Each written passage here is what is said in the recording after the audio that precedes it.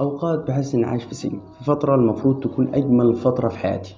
بس السجن ده ملوش بوابات، ملوش قضبان، سجن من نوع تاني، سجن من تحكم، من أوامر، من كلام وأسئلة ملهاش نهاية.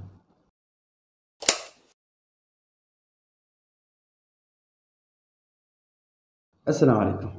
إحساسك ده طبيعي جدا في فترة المراهقة أو بداية الشباب، وبيحصل مع ناس كتير جدا ومنهم أنا. كنت بتضايق جدا من الأسئلة اللي بتكرر كل يوم، كنت فين ومع مين، وإني تحدد ميعاد أرجع فيه البيت. أسئلة تخليك تحس إنك مش حر وإنك مراقب، والسبب هنا إن أهلك مش بيكرهوك، أهلك شايفينك لسه صغير ومحتاج رقابة، وبصراحة عندهم حق.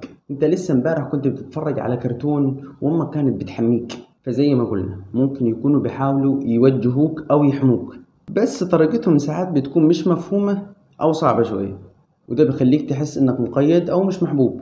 وده لأنك ببساطة في الفترة دي بتبدأ تبني شخصيتك المستقلة، إنك شخص ليك رأي ومساحة وقرار، وده حاجة مش غلط تماما. بس خليني أقولك إن كل اللي اتقالي من أبوي وأمي في الفترة دي حصل، وساعتها اقتنعت إنهم خايفين عليا فعلا، بس مش بيكرهوني خالص. طب أنا فهمت أعمل إيه؟ أيوة، تعمل إيه؟ أقول لك أنا بقى. واحد، خليك ذكي في طريقة الكلام مع أهلك. مش لازم كل مرة ترد بتحدي أو نرفزة وترزع في الباب وترمي في الحاجات. لا، جرب مرة ترد بهدوء وشوية عقل. الكلام الهادي بيفتح ودانهم أكتر من الصوت العالي.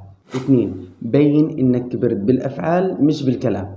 يعني لما تقول إنك كبير وبقيت مسؤول، لازم تبين ده في تصرفاتك وفي أفعالك مش في كلامك بس. لو اتفقت إن أنت ترجع 10، ارجع 10 فعلا. قلت إنك هتذاكر، ذاكر فعلا. مع الوقت هتثبت إنك تستاهل ثقة أكبر. ثلاثة، اقبل إن مفيش بيت كامل.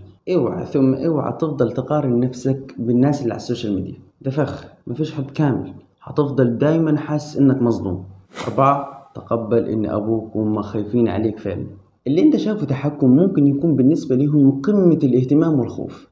الاهتمام عندهم مش دايما بيعرفوا يعبروا عنه بكلام حلو، ممكن يظهر في شكل أوامر أو أسئلة كتير.